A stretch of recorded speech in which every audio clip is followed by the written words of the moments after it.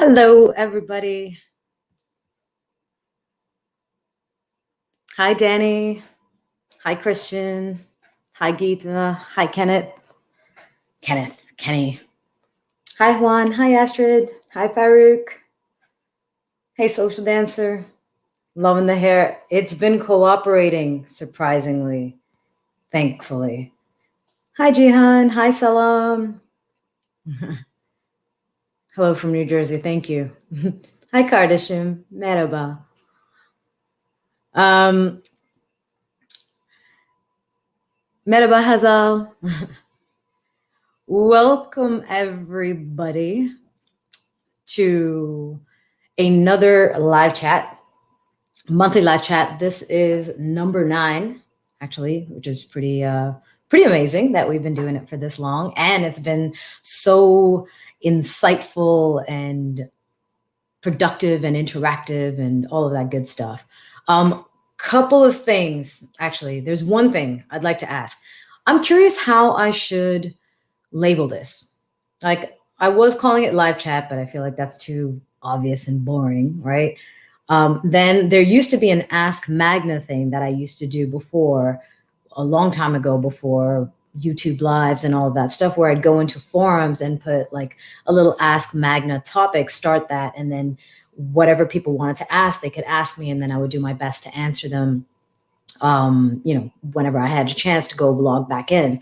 So that's what I started kind of branding it now. But if you guys have some suggestions, I would love to hear them. So let me know what you think. These monthly live chat, I mean, basically what we talk about, we do talk about dance. We do break down some moves and things that are dance related and movement related. But I would say that these are like empowered mindset sessions, where we can really transform the way we look at things and the way we approach life, and how we can kind of maximize what we get out of our own lives, out of our own interactions, our relationships, and whatever pursuits we undertake. So if you have any suggestions, throw them in the chat, or I might even, at least for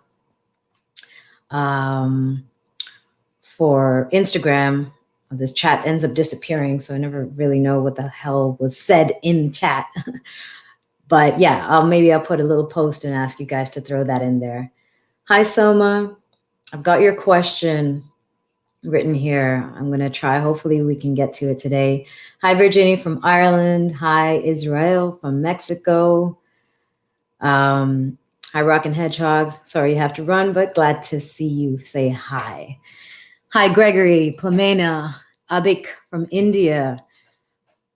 Heart to heart with Magna. I like that one. That's good. Throw them in the comments. As you think of them, throw them in the comments. So to start, again, welcome everybody. Thank you for joining me again on this Saturday afternoon.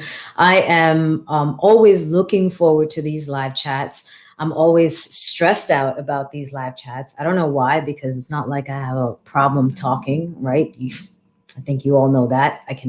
I say 30 minutes, we talk for an hour and a half, nonstop, pretty much me just la, la, la, la, la. So I don't know why I get stressed out about it. I think it's mainly because I'm always trying to find the best way to provide the most value in this time. So what are we doing here for those of you joining who have not been here monthly and don't know why I'm going live? This is kind of I'd say a monthly empowered mindset session with me. Most of you know me through dance and loud motorcycles outside. Most of you know me through dance. Most of you know me through my career with salsa dancing, traveling around the world. And as much as I love that, and as much as I don't intend to stop teaching dance anytime soon, one of the reasons I'm doing this and taking this new path of coaching for mindset, coaching for communication, coaching for speaking, is because there's so many lessons that I've gotten from dance that I have spent trying to take out of those dance relationships, out of every single experience on the dance floor, out of every moment of creativity that I have, and every attempt that I've made to connect with somebody. There's so many lessons that I've taken from that I think, aside from just dance, there are so many ways that we can benefit from it. So my goal, and that's why I'm kind of reinventing myself or redirecting my efforts, and also kind of taking this new trajectory into coaching, mindset coaching, communications coaching, and movement coaching, is because there's so much more than dance that dance has to offer. And I think we can all benefit from that if we take the time to explore the different ways that we can look at it. So that's what these monthly sessions are for, is for you guys to submit your questions, whatever questions you have. Really, there's no topic that's barred. There's no topic that's taboo. You can literally ask whatever you want. Of course, I have the final say in what gets answered on here, right? But you can ask whatever you want, whether it comes to something professional, something dance related, something personal, something relationship related, communications. The benefit and the beauty of your questions is it allows me to also reflect. It allows me to think about that question and wonder, have I gone through this myself? Is there a way that I dealt with it? If I haven't dealt with it, how would I deal with it? So your attempt at coming up with questions actually allows me to grow as well in finding answers to helping you conquer those challenges. So that is what this is all about. How this works best is, one, ask questions, right? Engage in the chat. Throw in your likes. If there's something that you hear that you agree with, let me know. This is obviously not a two-way in terms of visual or audio. I can't see you and I can't hear you, but I can see your comments. So if you do agree with something, if there's something you want me to elaborate further on, throw that into the comments and I will do my best to get to it. Chat with each other. Of course, I always ask you when you arrive into this chat, leave a comment and let me know where you joined from. Even if you're watching this as a replay, just let me know where you are watching this from, because I'm curious how international our group really is, right? This empowered mindset group, how international it is. Third, easy, is support by liking the page, liking the channel. It's very easy to do, but the more you can help grow the channel, the more you invite your friends to watch or tag somebody, hey, check this out, share and let people know why you're sharing, what you liked about it, what you learned from it, what they might be able to gain from it, allows the channel to grow. And since this is part of my business, it allows me to have that ability to grow with you as well and then provide more, right? So super easy, go and like. And, I always ask for this one. Number 4 is feedback. Your feedback is absolutely essential to me. I'm a huge fan of providing value, but how will I know if I'm getting through if I don't get that feedback? So whether it's constructive, whether it is just completely complimentary, or if you have things that you wished I would do differently or address differently or set up things differently, feel free to throw that in there too, because if it's something I can incorporate that would make this a better experience for all of you, that is going to be something I would do. Okay, so definitely throw that in there. And of course, finally, I think on Instagram, there's something here that allows you to, I don't know what it is. Anyways, if you want to leave a virtual tip, you can click on the link in the description, Ko-fi something, or Instagram. You guys can just shoot me a message and I can provide that for you. But in the description on Facebook and on YouTube, there's a little virtual tip jar. It's like, buy me a coffee, right? So where is my coffee actually? Cold brew today. This is actually from yesterday, but it's still delicious. Actually, I feel like it's better the day after. Anyway, so if that's a way you'd like to show support, feel free. All right.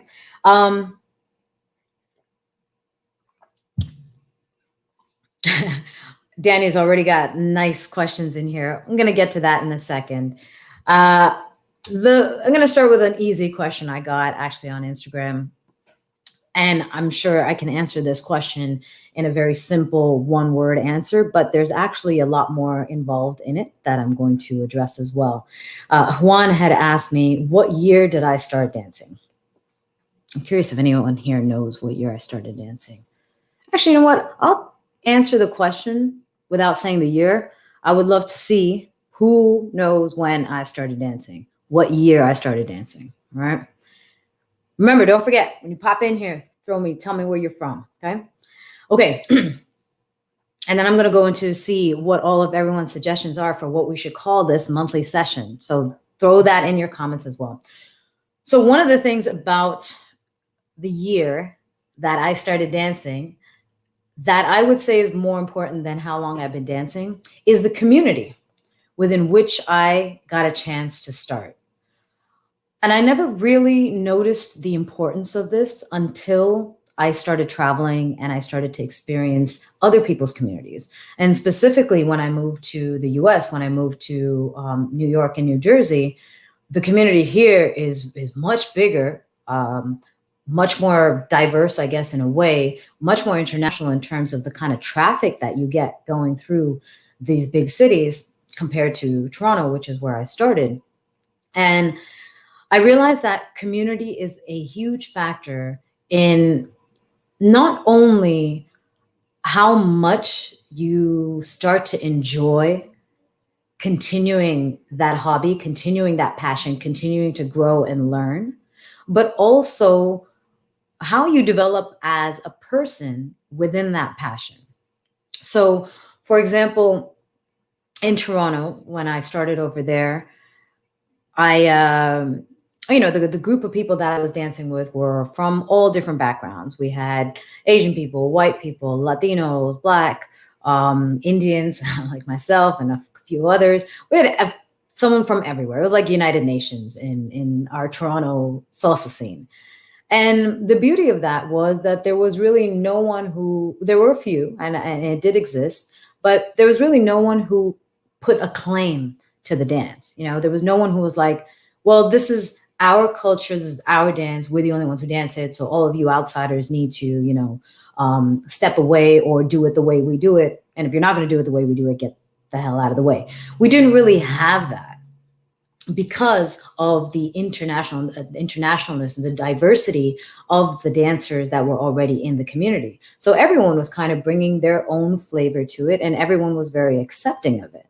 Whereas when I moved to New York and New Jersey, there's a very heavy Latin scene here. A lot of Dominicans, a lot of Puerto Ricans, a lot of Latinos. And so they've grown up with this. They've grown up with the music. They're the ones who are the bands that we dance to, right? The music that we listen to. They understand all the lyrics, the words to these songs. They've grown up hearing it in their backyard, singing along to them, right? And so I actually found that when I came here, fortunately, I had already been dancing for some time before I moved here. But what I had found was there was a little bit more of a clique. There was a little bit more of this is our culture. And if you want to enter it, you kind of have to do it a certain way. Otherwise, you're going to encounter a lot of resistance. So communities are really important. So for the reason I'm stressing this, the reason I'm talking about this is because there are a lot of us who love this dance. And there are two approaches that I'm going to take to this. One is for those of you who are trying to create a community of your own. For those of you who have traveled, who have learned this dance somewhere and want to expand it and grow it and start to teach it in your city and get more people involved, you're the ones who are going to be creating that community, So be mindful of what community you're creating, how welcoming that community is trying to be, how accepting you are of differences, not just in backgrounds or appearances or demographics in that sense, but also what you're willing to accept in terms of creativity and what people bring to your community. The second approach is for you entering a community. Like I said, I was quite fortunate with starting dance in Toronto because I had this diverse community. Everyone was very friendly. I mean, Canadians, right? Everyone was very friendly. So I never felt like I was kind of pushed out for any reason other than being a little bit crazy, but they accepted my craziness, fortunately, right? Now, if I had started in the US, I'm not sure how that would have gone. I'm not sure how it would have gone if I had started in New York, for example. I'm not sure if I would have been just as readily accepted, or how much pushback I would have gotten, or if I would have, given up because I wanted to do things differently and it really just wasn't accepted. So If you are entering a community, choose your community if you can. If you have the opportunity to choose where you learn, where you socialize, where you want to develop, if you have those options, find a community that's welcoming you of your differences, of your creativity, of your unique individualism. And if you don't find that, and if you are limited to the type of community you enter, understand that your environment does not have to shape who you are, right? There's that whole nurture nature, right? Who we are as individuals, and then nature, how the environment shapes us. You can choose what you allow to shape you. It is not mandatory. It is not a given. It is not carved in stone or written in blood that just because you're around a bunch of people who are cliquey or have a bunch of attitude or who push other people out, that you need to be the same just to join that community. You absolutely don't. And in fact, when you arrive into a community bringing some positive change, some positive characteristics, even if that community pushes back, you will actually be able to impact change. And it's quite beautiful. And I feel if there's anything that I can kind of be proud of about myself when it comes to that impact and change, bringing something different, is that exactly. Is that I've many times entered into rooms. People might not know me, but I can feel there's a little energy, there's a little vibe that's kind of creating a distance. And I could reciprocate that. I could sit there and say, okay, well, you're creating distance, I'm going to create distance too. You know what? I don't want to be talking to anybody anyways. I could do that too. But what good does that do me, right? That's not part of my nature. That's not who I am. I'm friendly. I like to laugh. I like to joke. I like to make people feel welcome. So I'm not going to let that environment, that majority environment, influence me, this one person. No, I'm going to take a stand and stand up for what I believe in and push back. And what I have often accomplished, because I stand my ground in that way, is that I sometimes convert. I convert people, over to my side. And all of a sudden, I'm not one against the many. I'm a few against the many. And eventually it becomes I'm against no one, because it's this positive trait, this positive thing that I'm bringing, that I'm trying to create in my own little circle, tiny community of myself, plus whoever is joining it, is something that people actually desire. They just might not have experienced it, or they might not have been given that option, that opportunity to enter that. And so now that they're given an option of, can I stand here and be full of attitude and look down at everybody, or I could go over there and laugh and have fun and talk to everyone. Now this is not the only option. Now they have two options. And most of the time, people gravitate towards what makes them feel good. So remember that for when you're entering a community and you're not in that position of feeling welcomed for whatever reason, that you can still get a lot from the dance, get a lot from those interactions, and not have to change the essence of who you are, especially if it's someone who's beautiful, who's positive, who's fun, who's kind, who's welcoming, to change that just to be accepted. All right. That's the first question. And that was the answer to someone who asking me, what year did you start dancing? Magna and her verbosity. So Gregory said 2004.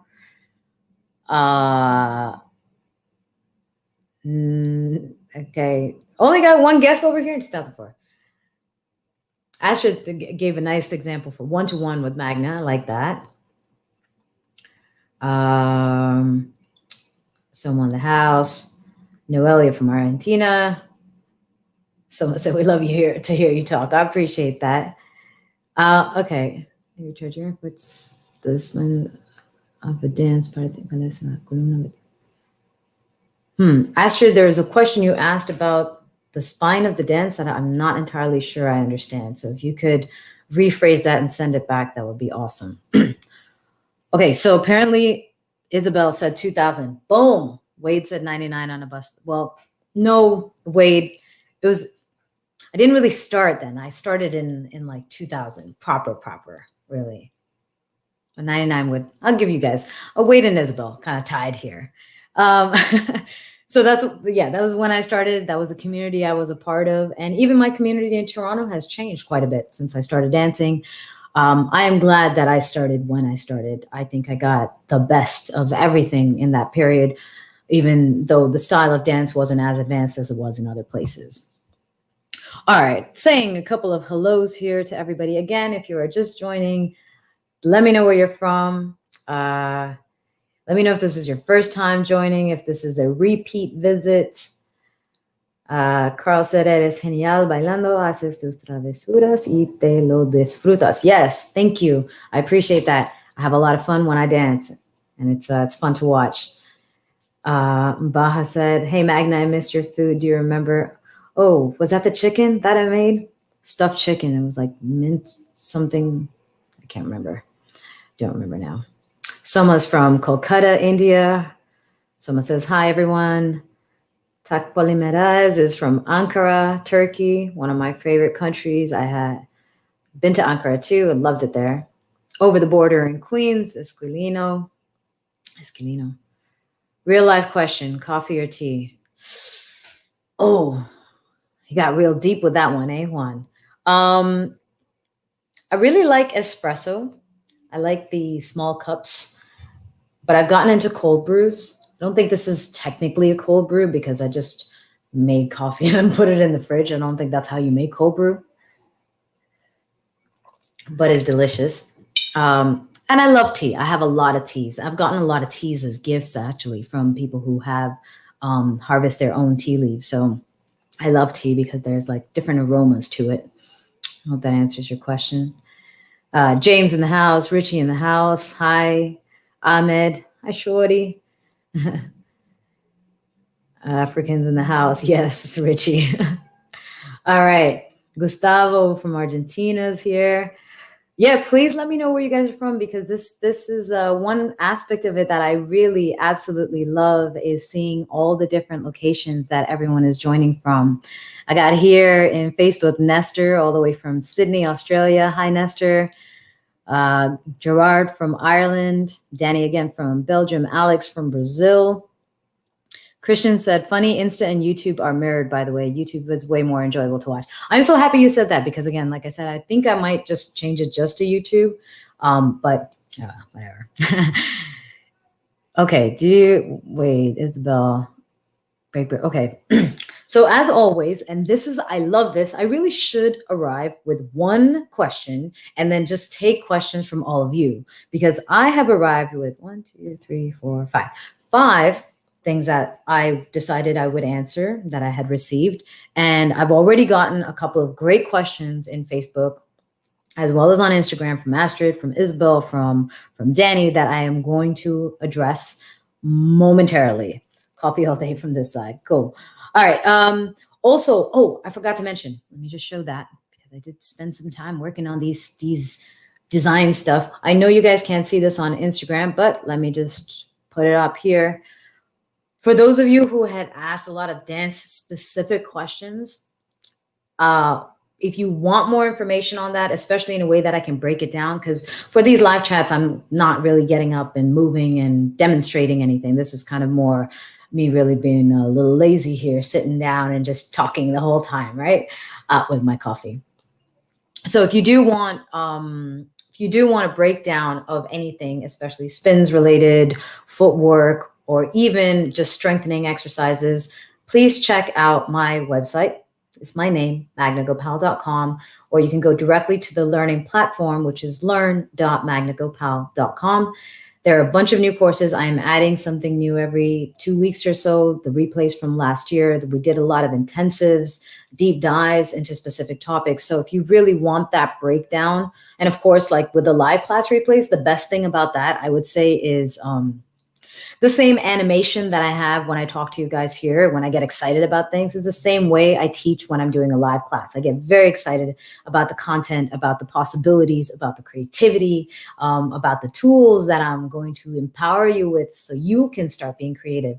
So you get that extra added bonus compared to just me, recording a pre-recorded class and putting that online. But they will all be out there. And if there's something that you want to learn about, shoot me a message, and if it's something that I could record and create a little tiny course on, I can put that as well onto that platform. So definitely check that out. 2 new courses are there: box of variations, crossovers, and diamonds. Crossovers are funny. I know so many people who trip over their feet.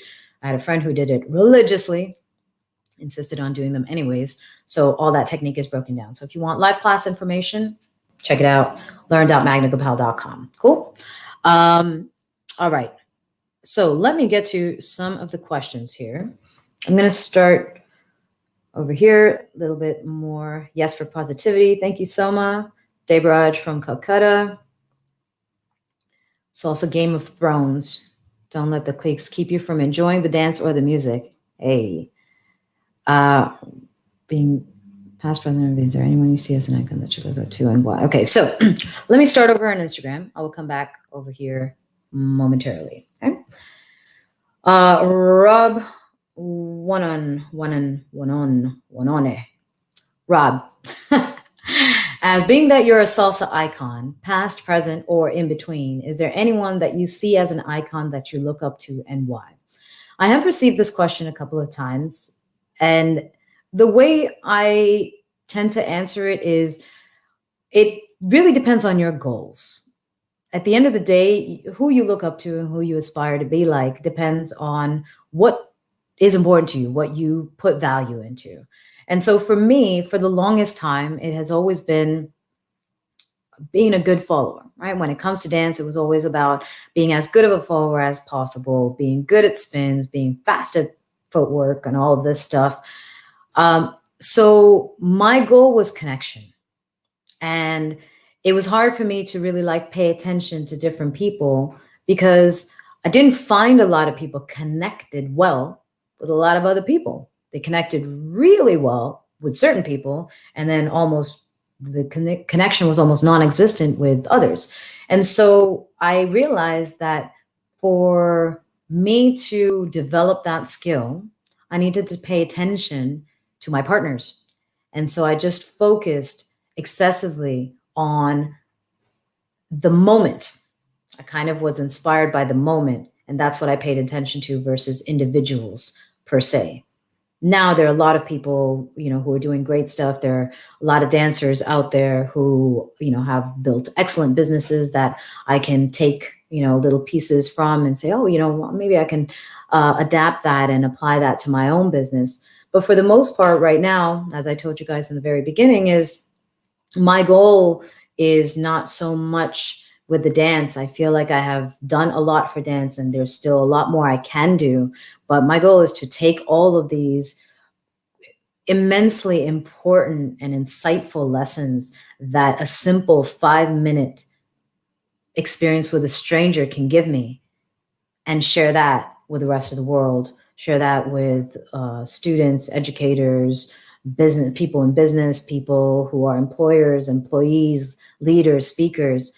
That's kind of been the goal. So I really say anyone in particular. There are many though that constantly cross my path. I hope that answers your question. Little Curls from Boston, Gremai from Italy, Astrid, of course, from Guatemala, Brandon from New Jersey. Oh, hello. Gora from India, Transylvania. Oh, Sicila. Heart. Okay. Thank you for answering my question. My pleasure, Rob. Okay, coming over back to here. Let us see what we got. Okay, I know Danny asked me in the very beginning. Okay, there we go. Danny asks, do you dance with everyone who invites you to dance? Cut. Take 2. Do you dance with everyone who invites you to the dance floor? Used to, don't anymore. I don't, not because of a judgment on other people per se, but more because of just self-preservation, I think. Especially as I've gotten older and my body changes and injuries don't heal as quickly as they used to before. I'm much more aware of what my body needs. And sometimes that requires me to say no to people. So no, I do not dance with everybody all the time. Anyone who asks. I do try, but I also have, there are a couple of things I've learned to respect about myself. And I think this is really important for all of us, not just with dance, but in life in general. You can only do so much. You can only commit to so much. You can't give 100% if you're splitting yourself into multiple things. So if you want to give your 100%, you got to know that you can. And when you know you can, by all means, say yes. Once you say yes, make sure you commit. But if you can't commit and if you can't give 100% of yourself, it's better to say no. You know, I did a TED talk. For some of you who might already know, this is repetitive or you've seen it already, but I did a TED talk on the benefits of rejection. Again, one of the many lessons that I got about mindset and changing my mindset from my experiences in dance. And there's one saying that in my talk where, would you rather spend 5 minutes, months, years in the presence of a yes that was not sincere, or would you rather get a 2-second no? Like, of course it would hurt. It wouldn't feel good. It's rejection after all, but it's honest in terms of what that person can give you and the fact that they cannot meet you where you're hoping to meet them. And at least it lets you, it frees you, right? Like we think of rejection. So let me go into another tangent here, okay? Sometimes we think of rejection as a prison. Sometimes we think of it as a prison in terms of a statement, right, of who we are. Rejection, oh, you got rejected, so you're not good enough, right? And we look at it as a prison, when in reality, it's freedom, right? I would rather not be stuck somewhere with a job that can't provide me the fulfillment that I want, that I'm underqualified for, and I would be excessively stressed and I couldn't get it. And I would be ruining the business as well, or overqualified for where I just feel like I'm not growing, or with a person who doesn't really want to be with me and I'm spending all this time trying to make things work when really they're not interested, or in a dance where I'm spending physical contact. I am sharing my emotion, my expression, my skin, my body with this person, and they're not really interested in being there with me, right?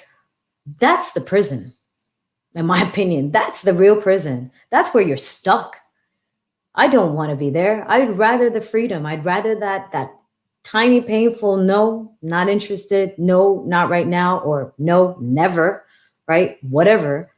But I'd rather that freedom that no provides to me, that it gives me to go and actually get what will make me feel better, what will help me, what will fulfill me. Right. So there are ways that we oftentimes look at that rejection, and it does not have to be looked at that way. Again, going back to mindset, right? This is all about. And this is the coaching that I'm offering. Like many of you might not know about, other than these live chats, is about mindset. There's so much more you can accomplish, so much more fulfillment you can gain, so much more you can get out of your relationships if you can adjust the way you approach things. And that all starts here. But it requires a little bit of awareness in how you take in information, right? And again, we are all conditioned. You know, some of us are aware of the conditioning that we've gotten through our lives, and some of us aren't. And some of us are aware of some of the conditioning, but not all of it. You know, there are a lot of things, there are a lot of triggers, there are a lot of things that we have observed in our life, and a lot of the ways other people deal with things that we start to think is the norm, and it doesn't have to be, and it usually isn't. And so if we can just flip the way we look at things, you know, approach it from a different angle, we can get more out and give more back. So Danny, I hope that answers your question. Right, moving along.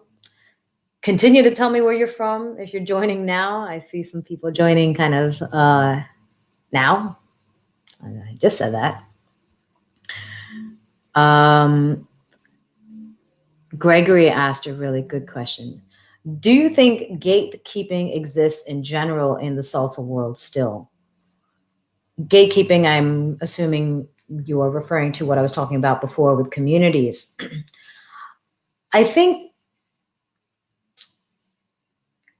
gatekeeping does not exist as much because salsa's gotten so international. However, communities where you have more of a sheltered community, like where people haven't traveled, then I think gatekeeping can exist. And it's just a matter of not being worldly or not being aware of what else is out there that enables those gatekeepers. But for the most part, I think big scenes, big communities like New York, New Jersey, a lot of these people have traveled themselves or they are visiting from another country. So, you know so much more that's out there than beyond your local circle, that you understand the silliness of keeping people out, and having a gate in the first place, and just letting people in is kind of the best way to have fun. So I would say, Gregory, that it's much more of a thing that happens in general with communities that are not global, that don't have people within them that travel, or that don't have access to a lot of international incoming traffic. All right. Barry Herndon, first time, welcome from Chicago. Nice to have you here. Raquel, dang, you speak Spanish. How many languages do you speak, and which is your favorite?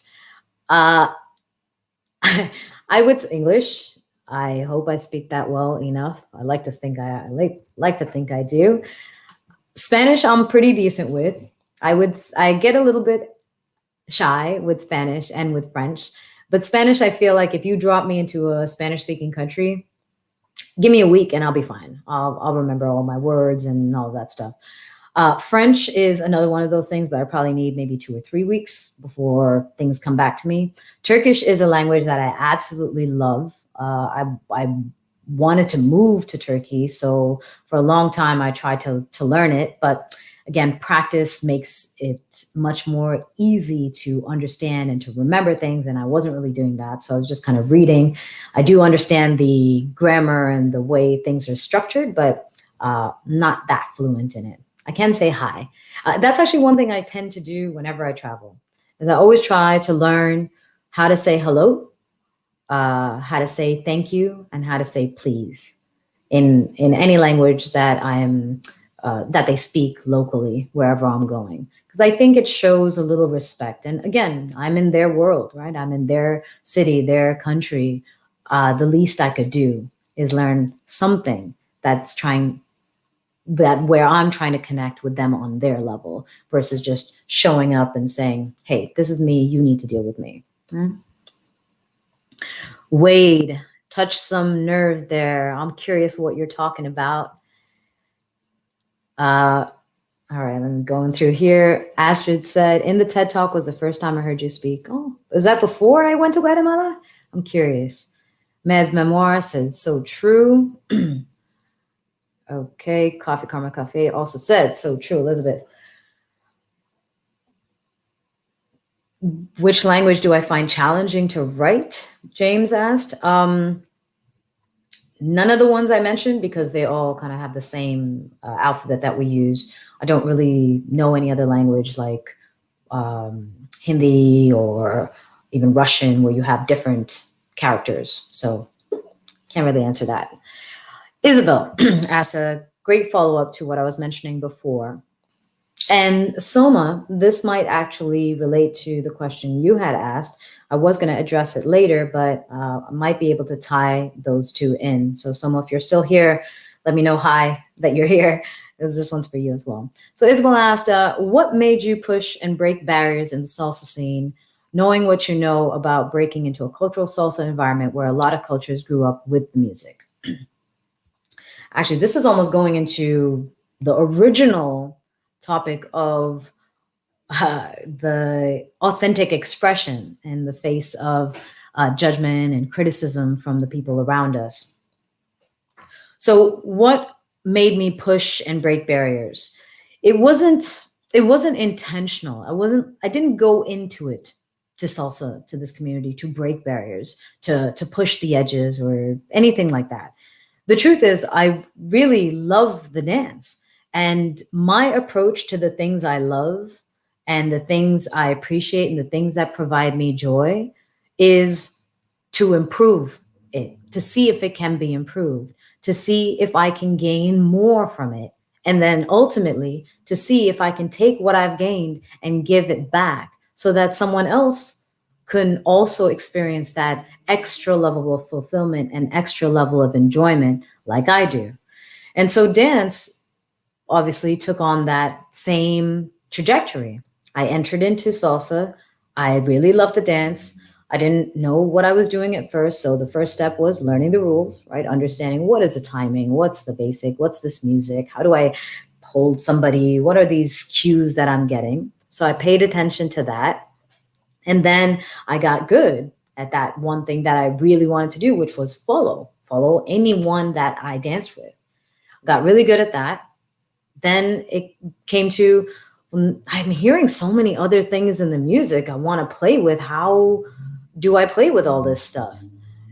And then I saw various people doing arm styling, and sometimes it gets really loud here. Sorry if those sounds are extra loud for you guys. They're really loud for me. So sometimes I would see people with their arm styling and doing whatever body movements. And again, me not knowing anything at the time, I'm like, okay, I guess that's what we do, right? This is how we interpret. Okay, I'll try that, sure. And then I would try it, and then I didn't really feel like it was fitting my personality. It felt weird to me. It didn't feel like it connected to the music. It felt like I was interfering with my partner, or it just, that's not how my body is shaped or works, right? So then it got to a point of, I want to enjoy this. I want to enjoy it the way other people are enjoying it, but I'm not going to enjoy it quite the same way. So how can I enjoy it in my way? And then it started to look like, well, I don't believe that this relationship on the dance floor is a one-way street. I don't believe that the lead dictates what happens and the follow just sits there and follows and waits for the moments when he says, okay, go ahead, you can throw your arm out and do a little styling. I don't believe that. So I had to figure out how I can then interject my view and my perspective and my approach to the dance without causing so much of a rift that I'd be kicked out, right? That's another finesse that you have to always keep in mind with anything that you do, with any community, with any job, with any relationships, with any friendships, is you ultimately, we want to be a part of something, right? Even if we want to change it, we still want to be a part of it in some way or another. So change has to come incrementally, and change has to come it has to be packaged in a way that is somewhat acceptable, right? Like if you're introducing someone to new foods, you can't just completely remove everything that they've ever been used to eating and say, okay, well now, here's all these random different meats or different preparations of foods. Oh, you like burgers? Yeah, you're never going to have a burger again. No, what would be an easier way to introduce them to something is say, hey, I know you really like burgers. Have you ever tried this type of burger? Have you ever tried the same burger with this bun? Right? And now all of a sudden you're still giving them what they're used to, what they like, what they appreciate, what they know, what they're comfortable with, what they're accustomed to. However, you're adding a little extra to it. So the change is not so drastic that they're immediately in a survival mode of no, this is too different. I can't lose who I am, because they've attached their identity to whatever it was before. So you kind of introduce change in incremental ways that allows them to see how that extra change can actually benefit them, how they can grow, how now they have multiple things that they can do. There are all these burgers that they would enjoy, which they never would have enjoyed before, right? So that's how my approach to dance was. I wanted to try different things, but I was like, if I just go all out, all crazy, doing everything, first of all, I don't even know what the hell I'm doing. Does it even apply? Does it work? Right? So I needed to slowly insert things. And eventually, once I realized that what I was doing, the changes that I was implementing, the perspective changes of the follow And even just as a woman, as a solo woman in this industry who's not Latina, right? These things that I was bringing to the community, like, yeah, I mean, I could be ostracized for it, right? But I realized that it was actually beneficial, my approach, my lack of training, the fact that I'm not regurgitating what I was told, the fact that it comes from my organic understanding of how my body works helps other people to understand how their body works. I had better answers to the questions when someone's like, I don't know how to do this.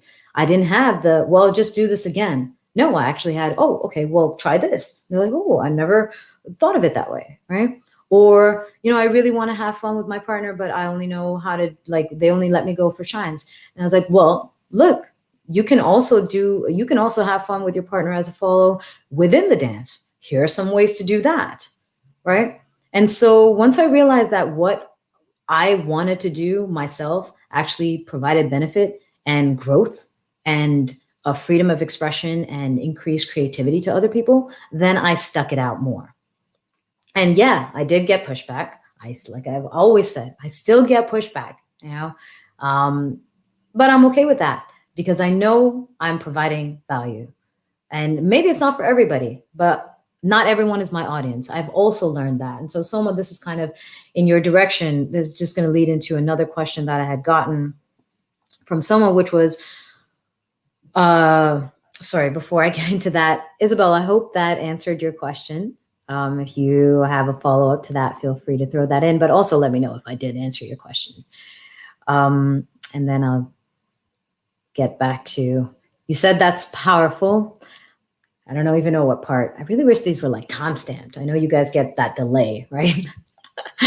Okay, I'm going to get back to some of these questions over here momentarily, but let me just continue with Soma's, which is slightly related. She asked, you've succeeded without a partner in this industry. What guidance or advice would I give to ladies pursuing a solo career? What checkpoints and challenges are there? So there are just 5 things that I had written down here. One is, first thing is, what do you have to offer, right? If you want to build a business for yourself, I mean, what are your skills? What are your talents? What do you have to offer? For me, initially, I was really good at spins, right? I remember seeing people spin, like, I want to be able to spin like that because I topple over after one spin. So I just started thinking about how can I be more balanced, use my muscles, all of these things. I got better at my spins. And then it started becoming following because my next focus became, how can I connect? How can I best connect with my partner? So I started focusing on following. That's what I started first being invited to teach, spins, right? The following came later, but the spins was the first thing that I started being invited to teach. I was good at that. I learned how to do it properly. And then I started to learn how to break it down. So that was one of the first things I had to offer, right? And I knew I could do that alone. I did not need anybody. Sure, there's partnered spins, but I realized that if I'm not good at it on my own, that I'm not really that great at it with a partner. So I was able to teach the solo aspect of it, which is, again, if you want, learn.magnagopal.com. On my website, there's courses on that specific spin technique that kind of made me famous, from the very beginning back in 2005, which has been refined since 2005. It's not the same content, obviously. So that was the first thing, right? Then the second thing when it comes to approaching a solo career, man or woman, right, is what do you want to offer? What do you want to do? What kind of mark do you want to leave, right? A lot of times we don't think about that. And I'm not going to pretend to say that I thought about it myself, right? This is in retrospect after having a 20 plus year history in this dance, and a 15 plus year career in this industry, is that I didn't think about it initially, but it's worth exploring, especially now when you have access to people, other artists like myself, where you can ask these questions or, get more coaching on that professional direction, is what do you want to offer? So if for me, I wanted to offer these different approaches, these different perspectives to how you can create solo, but as well partnered. Now, most of the stuff that I was doing was solo stuff. So did I really need a partner for that? Not really, you know. I wanted to do shows as well, but my shows, I was okay with not doing a bunch of crazy tricks and things like that because I was by myself. Right now, there are other people who have visions when it comes to performances that are thinking, oh, I want to have like this team and I want this and all of these things happening. Well, when you want all of those things, it's hard to create that every month with a different partner or with a different group of individuals. You could, it just won't be at that level of complexity or possibly cleanliness in execution as it would if you were able to train with the same person or with the same group. So think about what you want to offer as well. Are you okay with that? Are you okay with not putting something big and flashy out there with a big team or with a partner? Are you okay with presenting yourself? Are you confident in that?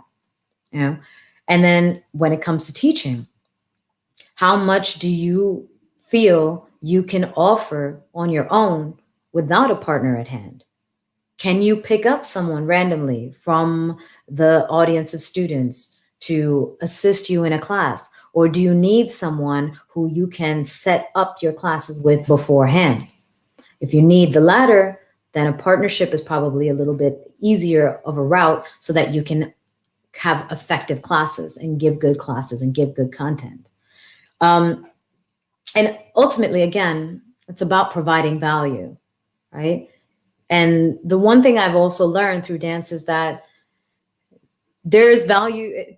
Whatever you offer, there's someone out there who will appreciate it. Like, it's amazing, but you can definitely see it through the internet, that anything you want, there's someone providing it. So likewise, anything you provide, there's probably someone out there who wants it as well, right?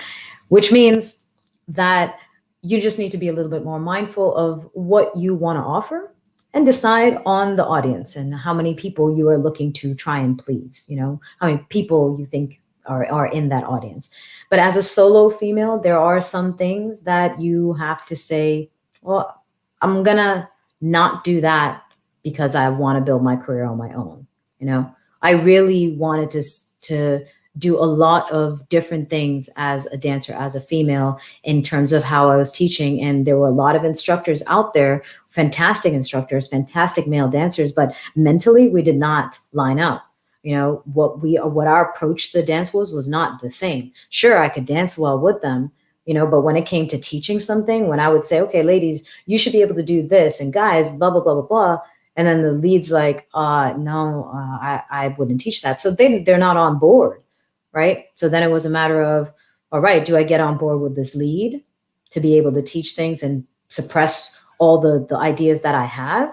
Or do I say, screw that, I'm going to take a male student in my class, and then teach exactly what it is that I want to teach, which I think is actually providing value for people in terms of enjoyment and fulfillment and connection on the dance floor.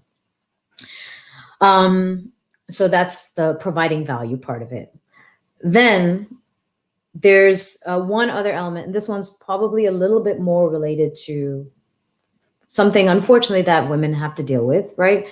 Especially in a community, in a dance community that is comes from a Latin culture that has that lead, dominant, female, submissive notion within the dance already, and you have kind of maybe a little bit of a macho culture depending on where you are. Now, the best approach to this, I would say, is don't take offense, okay? It's so easy to get worked up and be like, oh my God, you just treating me like this because I'm a woman and all this stuff. It's so easy to get worked up, but what progress are you making, right? Don't take offense. You can change, you can effect change without always fighting it, right? You can maneuver your way and change people's perspectives and how they deal with you without constantly letting them know that they're belittling you or something like that. Because again, going back to something I have spoken about before, when it comes to rough leads, right, is I don't think someone is trying to be rough with you because their intention was to go out there and break your arm. I think they're doing what they're doing because they don't know any better. And no one has told them otherwise, right? So given that you don't know, or that they don't know rather, you projecting onto them as if it was their intention to hurt you, as if their intention to belittle you, right, is presumptuous on your part. You don't know, right? You can ask a question, but you might not want to ask that question.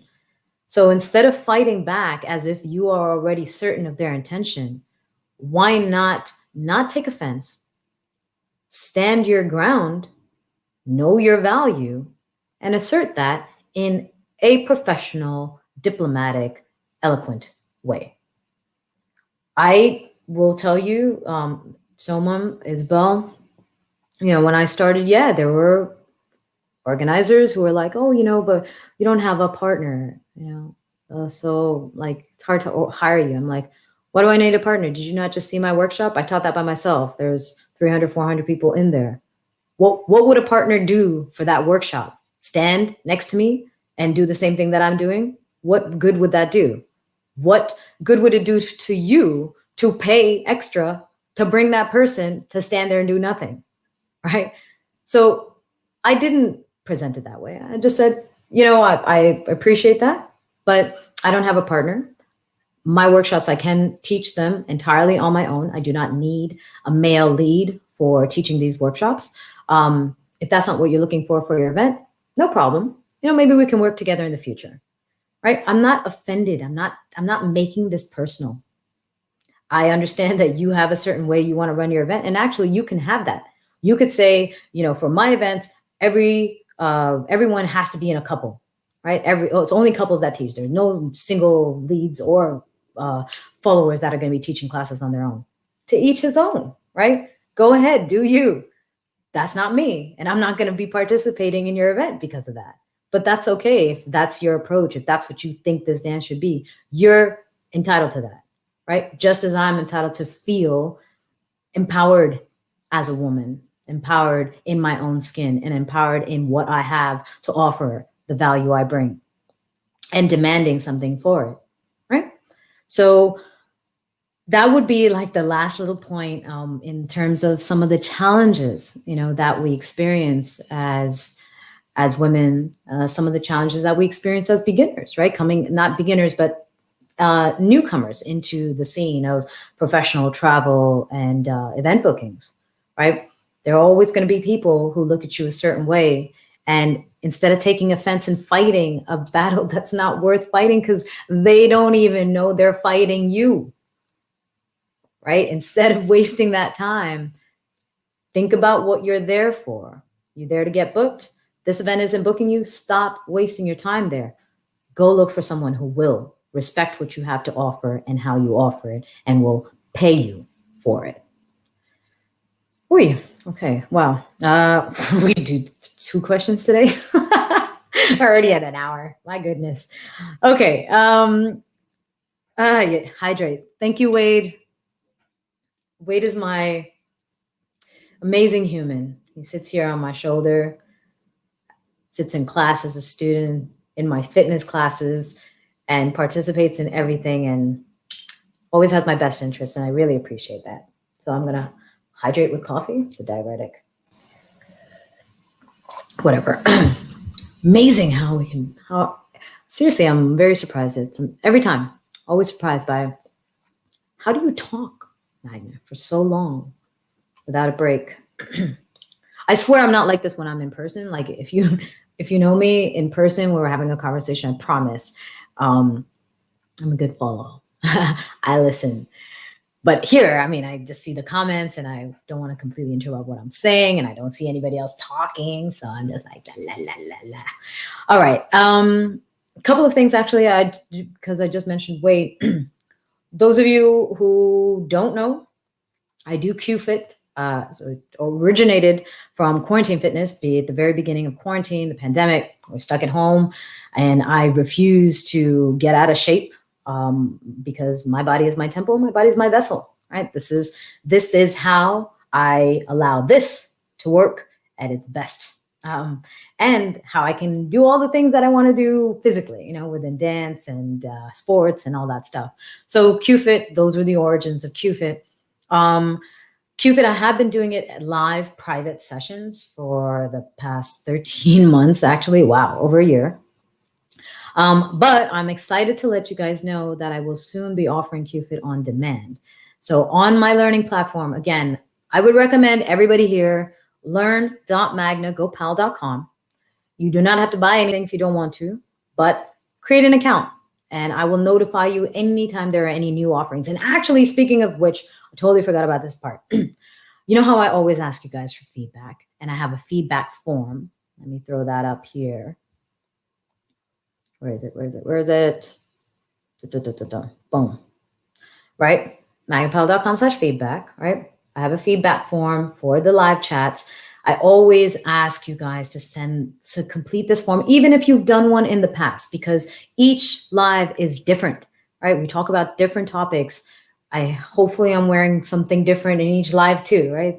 I always used to get laughed at for that with my mom. She's always like, do you need money? Like, I'm seeing you in all these events, congresses, you're wearing the same polka dot shirt, da da da da. And I was like, it's because it's easy to pack.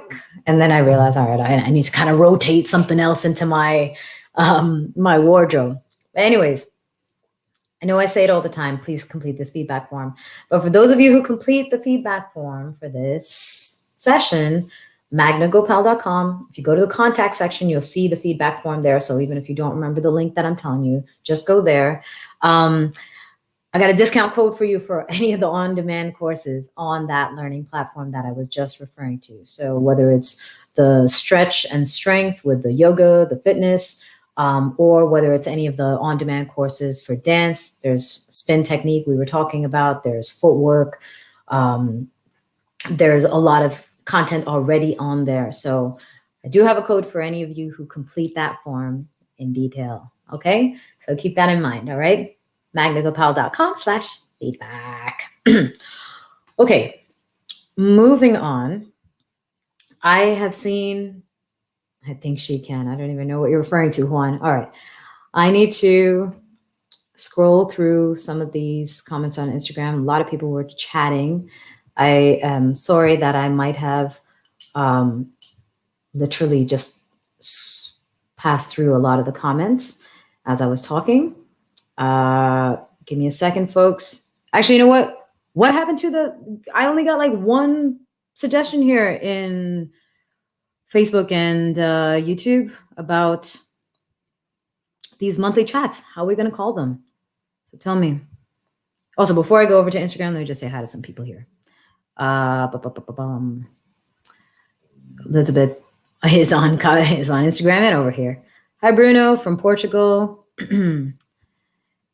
Okay, coming to you guys shortly. All right, let me just, okay.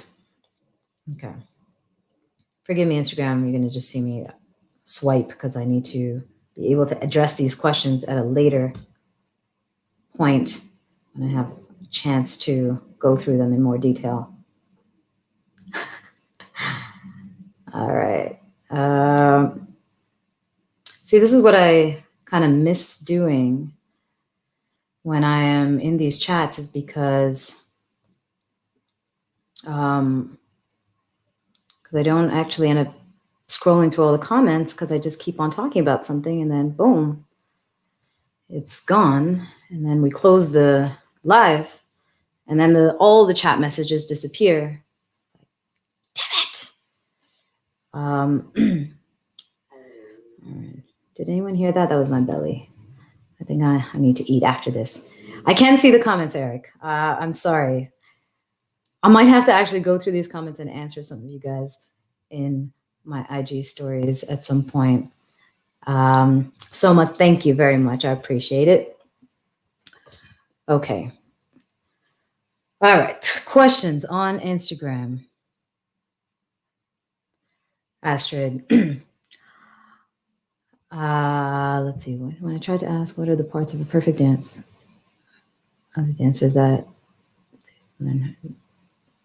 Ooh, Astrid asked a really good question.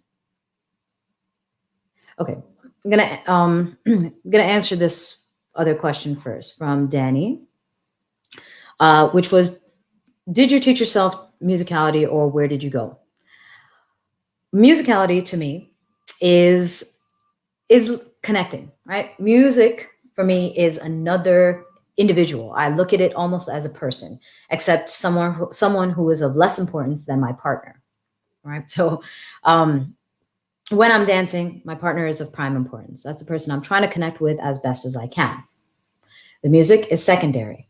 If I can insert my musical connection in there in the dance, great. If I cannot, because it would affect how my partner feels or how comfortable they are or the connection, I can skip it.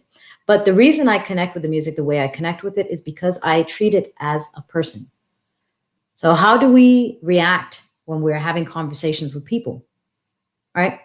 We don't sit there. If I'm talking to you and I'm talking to you, I'm pointing to myself in the camera. But if I'm talking to you, are you going to be sitting there looking at me while I'm speaking, or are you kind of like, yeah, whatever, yeah, not really paying attention, doing your own thing, and then every so often being like, huh, what did you say? Well, can you say that again? I wasn't paying attention. No, if you're really interested in the person who is in front of you, who you're having a conversation with, you are trying to absorb everything about them, not just what they're saying clearly and loudly, like a solo, like a singer, but you're listening to everything that they're not saying, or that they're saying softly, from the posture, which might be that bass line in the background, or to the way the wind kind of goes through their hair, which might be a little horn riff in the background, right? Or maybe there are other people around you that are talking that you're trying to ignore, that you can hear who's louder than whom on the other side. And those could be the backup singers, right? There's so many other things within that song. If you start to treat the music as a person, right, and try to connect with the music as a person, you'll find that musicality will come more naturally to you. Because just like in conversations, even when you have conversations with people that you don't know, that you've never met before, and somehow you can still communicate with them, including if they don't even know the language that you're speaking, right? Even if you're just sitting there not speaking English and you're speaking something else, you can still communicate them. Why? Because you're interested in communicating with. You're trying to understand what they're saying. You're trying to extract as much information as possible so that you can respond in the most informed way possible, right? But we don't treat the music like that. We kind of look at it as background, right? So it's just happening, like the sun rises and sets. It's just happening. We don't care. We don't pay attention to it, right? But if you start paying attention to it like a person, you'll start to see how music generally speaks. And then you can find those patterns and then start to play with those and respond to them. Hope that answers your question, Danny. All right. I'm coming over here, I swear. I know Facebook and YouTube, you guys got some long comments. I think that's one difference than Instagram, because Instagram, you guys got to go, and I think Facebook and YouTube, I don't know if maybe you're accessing it from your computer, but you might, okay, well, I've got my keyboard here and I'm just going to type out a nice little novel of a comment here for her to read later.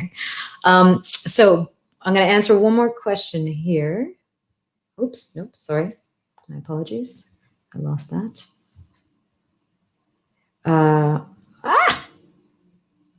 Okay. Two more questions here, actually. How do you teach? Okay, this is fantastic. So Astrid asked, and unfortunately it got cut off. Astrid, how do you teach other dancers that are not in a healthy place to learn how to dance because the teachers treat them poorly and they usually suffer when they learn instead of enjoying? Oh, I love this question. I love this question because I have answered this so many times to friends, unfortunately. I have answered this many, many times to students in my classes who somehow are surprised at the way that they are treated and respected in my class versus perhaps someone else's class. One is there's a video I have on my YouTube channel called Empathy in Teaching. And I think this is really worth watching for anyone who's here as a teacher or as a student, because it is approached from both angles, but primarily for teachers to have empathy. Most of the time, when we are students, when we're starting out, we seem to want all the empathy in the world, right? We want someone who's like, I don't get it. Okay, explain it again. I still don't get it, and we want them to have that compassion, say, okay, well, I understand you don't get it. Everyone learns at a different pace, so let me take my time in explaining this to you, right? But somehow when we get better at it, and we are, privileged enough and fortunate enough to be in a position of leadership and teaching other people how to do it, we forget that we were once there where we didn't know what to do either. And we were hoping that this person was going to provide us with as much compassion, respect, and patience that we needed so that we could grow. So as teachers, I would say first step is just don't forget where you came from, right?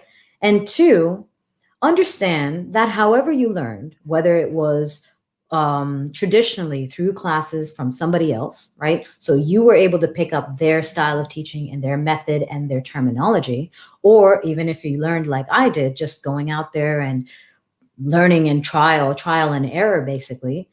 However you learned is how you learned. And it's not necessarily the learning style of other people out there. And so if you really want to be a good teacher, again, this is kind of going back into like being a solo artist. There's what you have already, which is how you learned, your learning style, your preferences, but what you want to do, right? What do you want to do? I want to be a good teacher. What does that mean? Does that mean that I have a lot of classes and I'm always teaching? No, it means, are my students learning?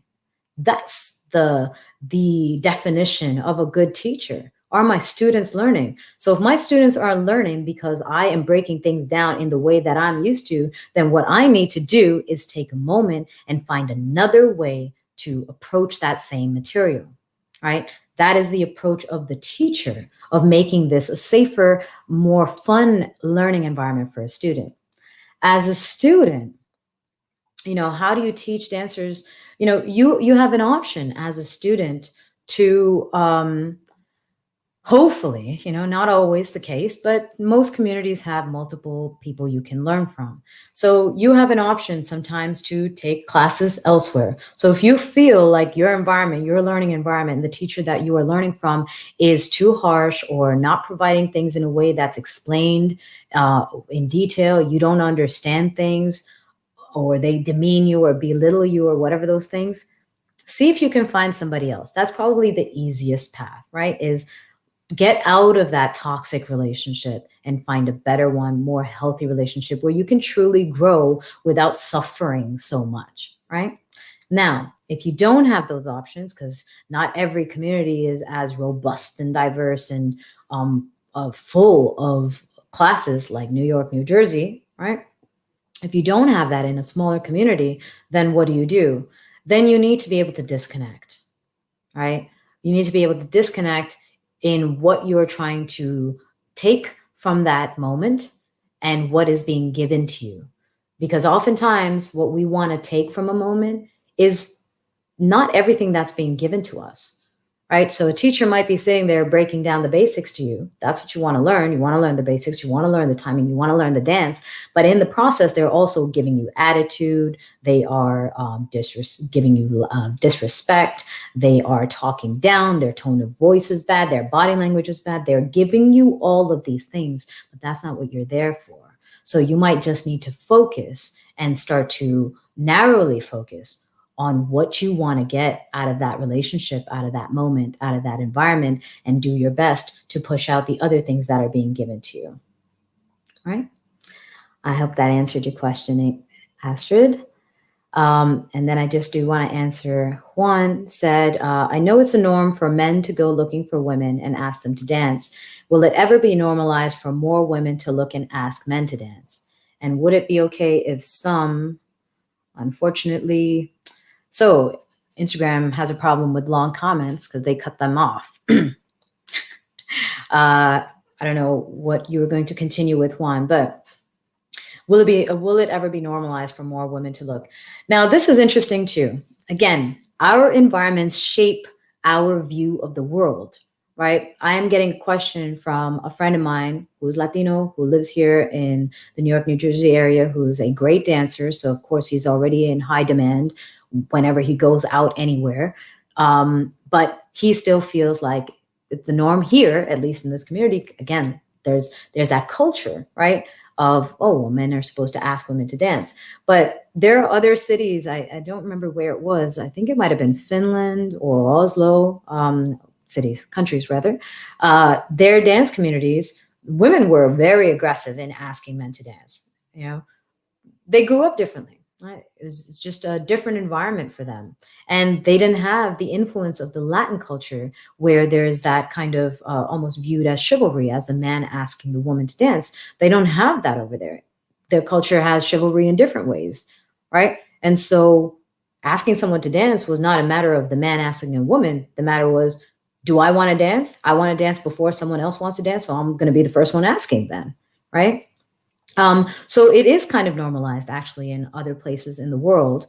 And to be honest, the easiest place and the best way to normalize something like this is to start to teach it. I have another video on my YouTube channel that is talking about teaching more than just technique. All right. I'm referring to some other things in there which you might find useful. So I would definitely go check that out.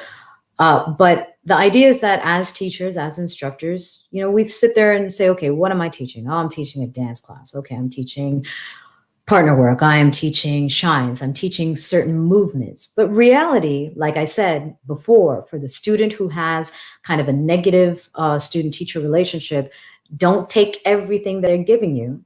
As teachers, we need to understand that there's something that we're teaching that we want to teach, but there's a lot more that we are always giving, that we're always presenting. And so as teachers, we can be more conscious of that. We can take a more active role and be intentional and say, you know what, in addition to breaking down this partner work sequence, I'm also going to advise my ladies, you want to dance, go out and ask a guy, right? Not all guys will be receptive to it, but that's not the point. You're not concerned about whether they're receptive to a woman asking them to dance. You are trying to get a dance. So if you're just going to sit around waiting for someone to ask you to dance and you're in a corner or there's 50 to 10 men in the room, well, you might not get your dance that night. So go out and get yours. Right? But that's something that we would have to encourage. You have to make it acceptable somewhere, especially if people are not used to hearing that or growing up with it or being in that environment. Okay, Juan, I hope that answers your question. All right, moving over to Facebook and YouTube. I'm so sorry. Okay, Christian said, I hope you all see how awesome this woman is. When I spent a whole day with her in Munich in between flights 2 years ago, I realized how chill and comfortable her presence is. I appreciate that. That was an awesome time. I'm so glad I had such great company for my very short layover and I got a chance to actually see it. Thank you. Okay, moving through the comments. Whew, my goodness. How am I making it? Wow, you guys sent a lot. I'm so sorry. I talked really through all these comments. I apologize. Bruno, okay, Isabel, got to you. Alex asked a great question. Do you teach musicality from the very beginning or only after your students have developed further? If you have taken any of my classes, you will see that, generally speaking, I try to attend to it from the beginning. Not to say that I am sitting there breaking down the music to everybody in class, but again, we learn so much and we don't know what the purpose is for half of the things that we learn. So if we could understand not just the what, the how, but also the why and the when at the same time, it would help guide our learning a little bit better. So I do provide the what. Here's a shine, right? I do provide the how. Here's the technique. Why? Well, this is a fast movement. This is why we're doing this, is so that we can play with these kind of things when we hear them. When? Here. Hear that in the music? You could play with that, right? It doesn't have to be that they are trying to be creative and trying to be musical throughout that entire dance. Does not mean that, but it means that even if you just throw it in at the end and say, this is what we worked on, but look, this is how you can also do this so that you could be musical. All of a sudden, you've at least shown them the application. The unfortunate part with most dancing is that we get a lot of content, but we don't necessarily get the application other than just execution. Execution is application, but it isn't, right? Execution is take your partner, take your turn patterns and go out there and just dance. That's execution. Execute what you have learned. But the application is, what was the purpose of all of this? Is to connect, right? It's to connect with the music. And if it's to connect with your partner, then that means that your technique and the way you're leading it with the person in your class who already knows how to follow it, who's been following it for that entire hour as she rotates around the classroom, is not going to be necessarily the same feeling as somebody on the dance floor, some random person. And so if your intention is to connect, you will learn how to adapt, right? And that, I think, that is a big part that I feel is missing when it comes to our classes, the structure of classes, that element of like, why am I learning this? And when does it make sense to use this? And when does it not make sense to use it, right? Alex, I hope that answers your question. Okay, cool. Yes, you did. Thank you. Most important. We've got Trina Graham said, as a dance teacher, 3 components I consider most important for personal success as a dancer are training, exploration, and mindset. Do you agree? What's your advice for a dancer to achieve personal success? I agree. Training, exploration, and mindset are fantastic. 3 very important components for personal success in literally anything, not just dance. But for dancers, it depends, again, what success means to you. Ultimately, I think what we miss some steps, right? We miss identifying the why am I doing any of this anyways, right? What's my goal? And sometimes we don't say that because we are scared to box ourselves into a goal. We're scared to say, okay, if I say that my goal is to be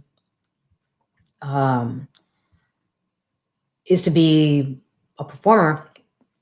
Oh, I am. Now I'm getting dry. My throat's getting dry.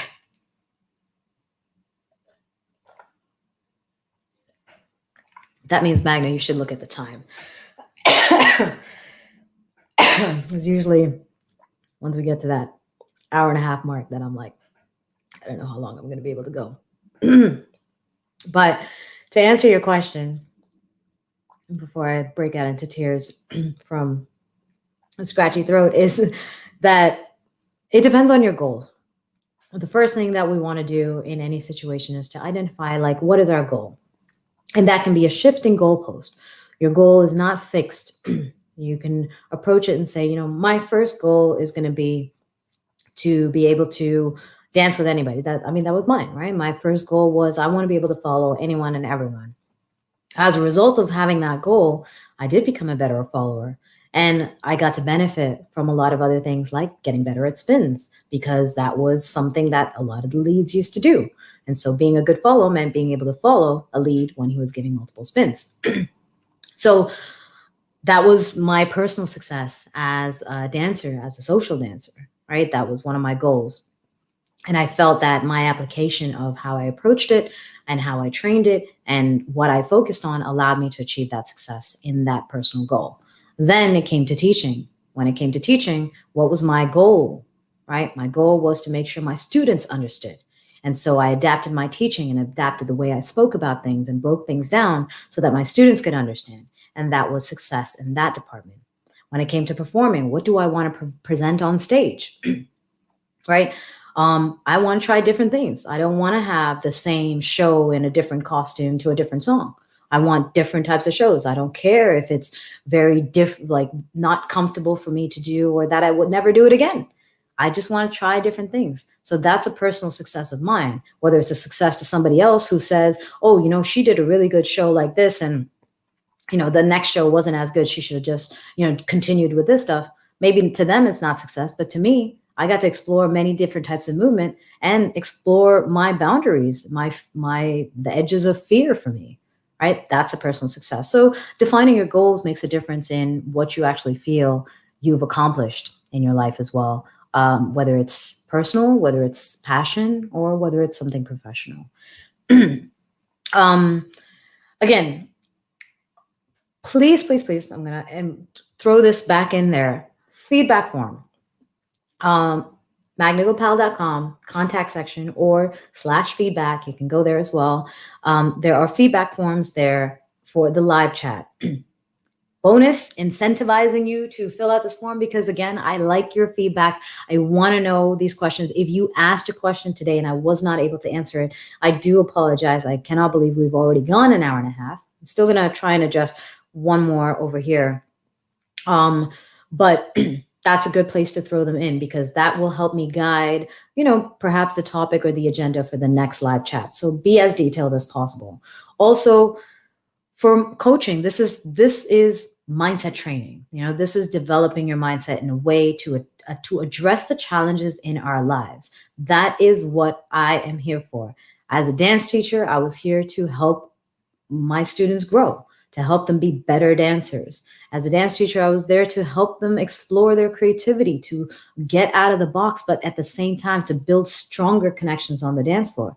Now, as a coach with mindset and communication, my goal is to help all of you as best as I can break through those mental barriers, right? Break through those triggers, those environmental and our lifelong things that we have been surrounded by that we don't understand are influencing and impacting our relationships, our communication, our behavior.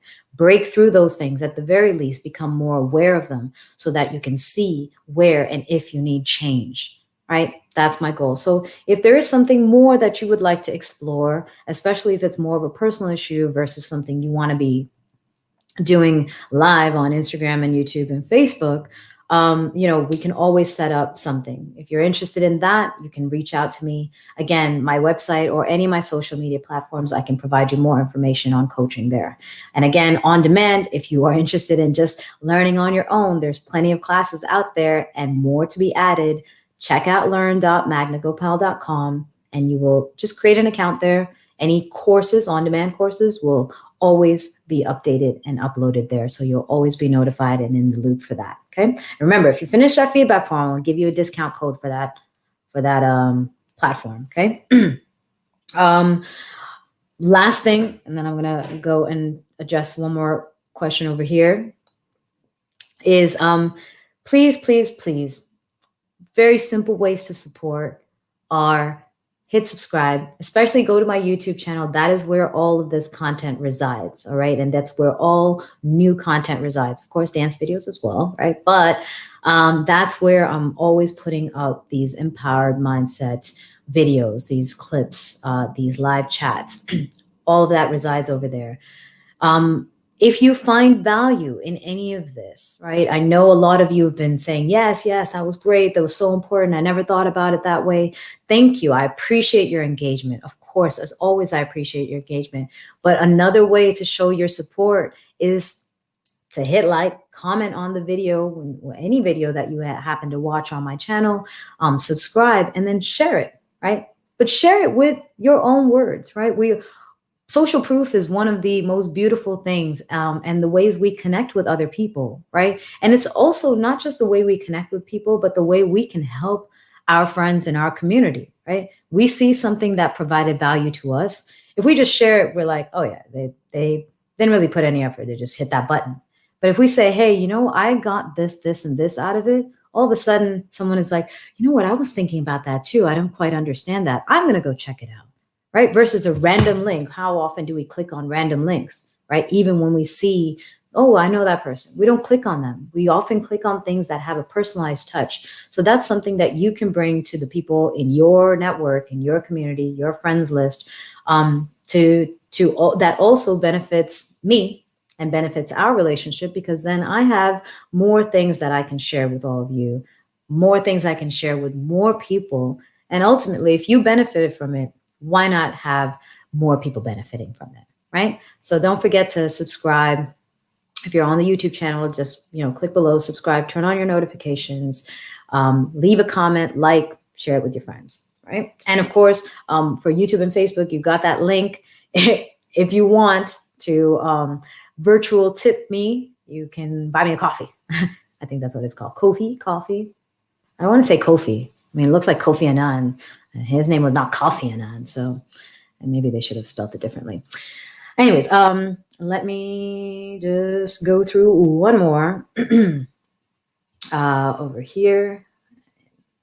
And this weird thing that I'm doing here, which is swiping to save your comments so that I can address them later. Come on. Jeez. Okay, there we go. All right. Last little thingy here. Okay, on this side, got one more. When you handle it, what does it mean? Coffee is starting to kick in. Hi, Patrick. All right, Irina asked, this is going to be our last question for today, right? Again, if you did not get your question answered, or you have a question now that you're like, oh, damn, it's almost over. I wished I asked that question. Just fill out the feedback form and you get a discount code. Irina asks, Magna, when you hear advice like listen to your inner voice and follow your heart, what does it mean to you? And what does inner voice mean to you? That's deep.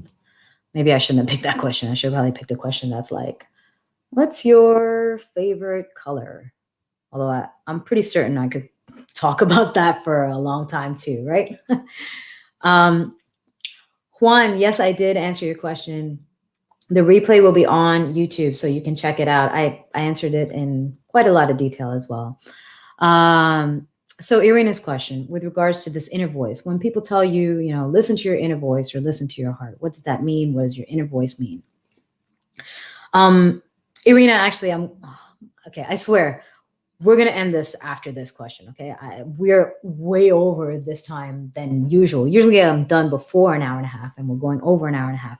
But Irina, your question that you had asked me before of what does it mean to be an adult, I think connects very nicely to this question of yours today about this inner voice.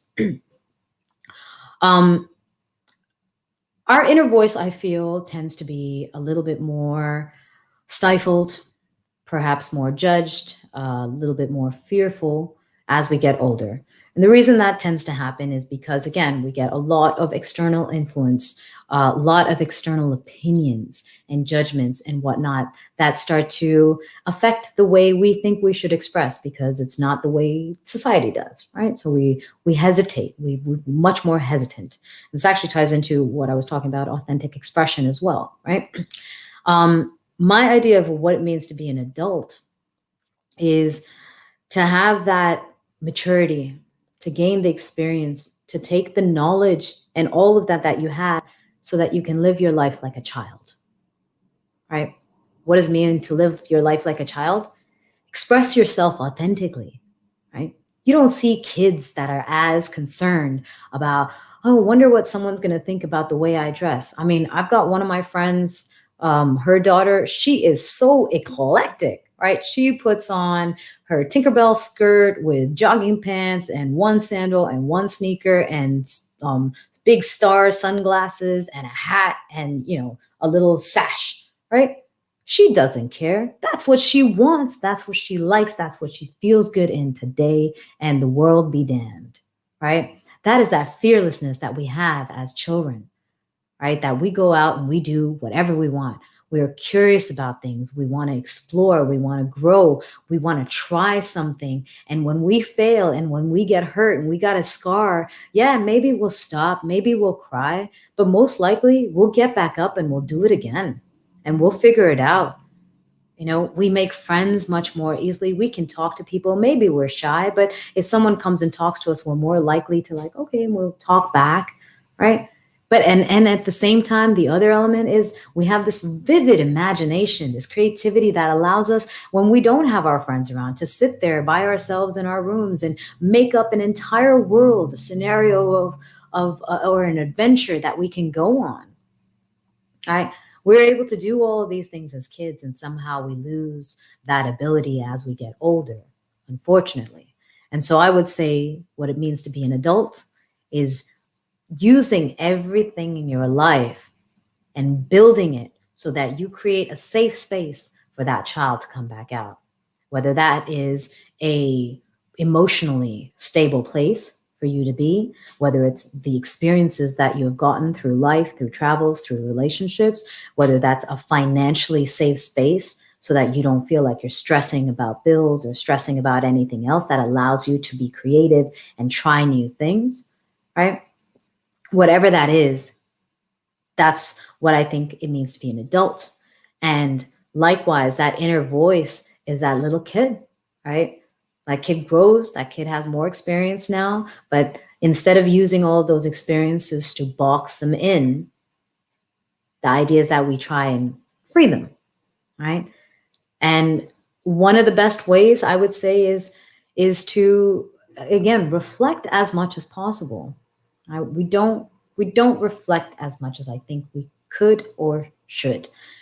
We go through the motions a lot. We have momentum in our life and we just keep on letting that ball roll. And we never stop and say, what color is this ball today? Right? Did it pick up any dirt along the way? Which path was I rolling down? Right? Do I want to still roll down this path? Right? How about I stop it and then turn it this way and go down this path? We don't really stop to do that. We don't reflect as much as we can. But when we reflect, we can start to connect with ourselves, with that part of us that does understand and appreciate and can express what enjoyment feels like, what growth feels like, what success feels like, right? What pleasure feels like. But I would say that that's one approach to it. Irina, I hope that answered your question there. And on that note, I would like to say thank you very, very much to all of you for joining today. Thank you very, very much for joining today. Please take a moment to hit subscribe. If you're on Instagram, head over to YouTube and hit subscribe to that channel, please. If you're on YouTube, hit subscribe here and go over to Instagram, subscribe there too, right? But yeah, engage with the content. If there's something that you enjoy, if there's another video that you have found on the Empowered series that you like, let me know. Let me know in the comments. I will engage back with you. I am the one. There's no other person who's doing all that stuff. So if you're talking in comments, the person that's going to be talking back to you will be me, all right? And don't forget to complete that feedback form in as much detail as possible. Your feedback allows me to create more structured, more informative, hopefully more beneficial sessions like this, as well as courses and all of that stuff, right? So again, thank you very, very much for joining me today. I hope you have a wonderful, lovely rest of your day. Don't forget to subscribe. Don't forget to hit like, comment, share with your friends, especially if you found this useful. Share it, and don't forget to tag me, okay? Have a lovely day, everybody. I look forward to seeing you all somewhere very soon, if not at the very least, in our next live chat, which will be first Saturday of the month, next month. Okay? Bye, everybody. I'm going to just stay here and swipe some additional comments here, but you guys can wave and say bye. This is your moment. Actually, I realize that I tend to just run off and leave you guys. I say bye, and then you're like, oh, but I didn't even get to say bye to her. So here we go. I'm just going to say bye, bye, bye. I know there's a lot of comments on Facebook and YouTube. I do apologize that I couldn't get to all of them today, but I definitely will. Don't forget the form. Oh man, there's a lot of great comments here. Oh, I'm going to get to it. I swear, eventually. Thank you. These are so fulfilling for me as well. In case you didn't know, teaching, coaching is a very important part of my life, and that's why I'm going in this direction, because I really feel like I have something to offer. And through all of my coaching sessions, through private clients, that's what I found is most of them don't look at life in this other way, and I'm able to bring that new perspective and that new approach and challenge them to see things in a way that allows them to overcome the hurdles that they're experiencing and that they're encountering. So that's the goal. So thank you, everybody. Look forward to seeing your feedback forms, and I will send you that code as soon as I get your feedback form. Okay. Thank you, everybody here. Plamena, Irina, Carl, Wade, Alex, Gregory, Sabrina, Patrick, all over the world. Isabel, Trina, thank you for the questions that you guys asked. Again, next time, I promise I'm not even going to bother with these so many questions. I'll just have one question. We'll kick it off and we'll just take it from there. Much easier for me to answer all of you. All right, folks. Ciao, ciao, ciao. Bye. And always a challenge of getting out of the live, right? Done there and leaving here. Bye. Thank you, Bodhi, and thank you, Dominique. Thank you, Louis, Angel, Martha or Masha. Ciao, ciao, ciao.